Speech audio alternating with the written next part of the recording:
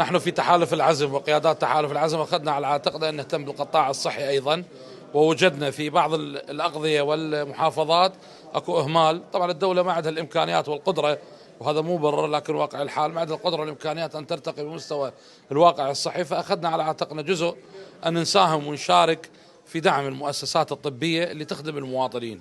وكان مقترح من إخواننا وزملائنا في مستشفى الحويجة، الأخوان في تحالف العزم، قيادة تحالف العزم الأستاذ أحمد الغراب والأستاذ صدام النعيمي، هذا المقترح من عندهم زملائهم أن نرمم مستشفى الحويجة ومستشفى سامراء. وصار القرار بتقديم طلب للسيد معالي الوزير بالتبرع من قبلنا وفق مواصفات ومعايير وزارة الصحة.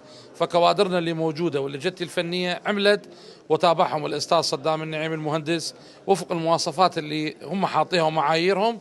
قدرنا أن نسوي بعض الأشياء اللي تخدم المواطنين والمراجعين في هذا المجال. وكذلك إن شاء الله بعد مستشفى الحويجة مستشفى سامراء راح تكمل بعد يومين ل3 أيام، اللي قدرنا أن نقدم الأشياء الأساسية وفق إمكانياتنا اللي ترتقي لخدمة المواطنين. وإن شاء الله من ضمن برامجنا إن شاء الله القادمة في الحكومة القادمة راح يكون لنا أولوية واهتمام بالقطاع الصحي أن يرتقي لمستوى الطموح، حتى يتعالجون ناسنا وأهلنا بمستشفيات بلدهم وما يروحون يتعالجون خارج القطر. وهذا جزء من أهميات ومسؤوليات رجال الدولة. الدولة مسؤولة عن العناية بالقطاع الصحي بأبنائنا بنسائنا بأطفالنا. نتمنى أنه احنا نقدم أكثر من هذا، لكن وفق إمكانياتنا اللي قدرنا عليها سويناها في هذه المستشفى. وإذا ترجع إذا تباوع الهيستوري والصور اللي موجودة لواقع المستشفى السابق والحالي حتلقى اكو فرق شاسع كبير. طبعا في مستشفى الحويجة مع الأسف ومستشفى سامراء، وهذا ما يدعينا أنه كنا أنه نساعد ونعمل بجد لخدمة هذا القطاع بصورة مباشرة. شكرا جزيلا.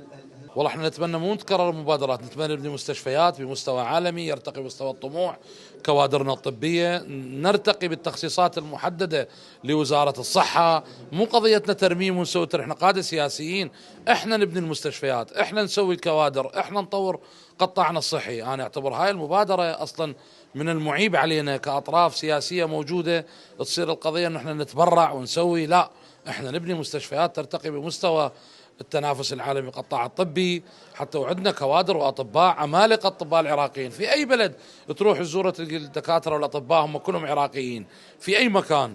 وهذا الموضوع مؤلم بالنسبه لي، انا بالنسبه ان نشوف كوادرنا الطبيه والامكانيات اللي عندهم وابنائنا من قدرات عندهم يكون بخدمه المواطنين العراقيين.